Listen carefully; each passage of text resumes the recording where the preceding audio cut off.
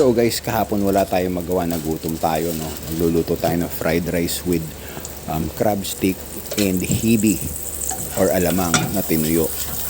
So hindi ko alam bakit hibi ang tawag sa kanya kahit magaan siya, so bahala na kayo. Yung butter natin na nilagay guys, nilagyan natin ng konting mantika yan para hindi masunog.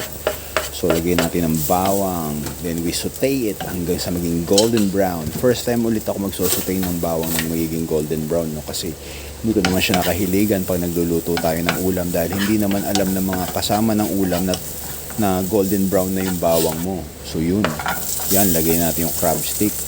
So like guys, wala namang mali sa mga gagawin nyo kung magpa-fried rice kayo. Kayo bahala maglagay, lagyan nyo ng ham, lagyan nyo ng bacon, lagyan nyo ng itlog, lagyan nyo ng green peas, ng carrots, or kahit ano guys.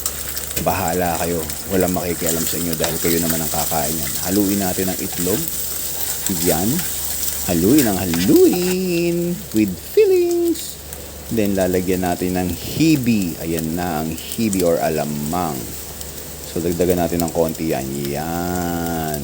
Then haluin ulit natin, igisa natin na maigi, igisa natin ng igisa hanggang maluto rin ang hibi. So yan, kitang-kita nyo naman, 'di ba? Ayan, nililigis natin yung crab stick. Kailangan maging flaky yan para kumalat siya sa kanin. Then ayan yung kanin natin, 3 sandok lang yan, guys. Hindi siya 4, hindi siya 2, kundi 3. Dahil yan lang ang kaya natin kainin. At wala tayong kasalo. Pag nalaman ni Mrs. yan, yari tayo, papaltokan tayo nun dahil gusto niya rin ng ganyan luto ng fried rice. So, lagyan natin ng konting asin.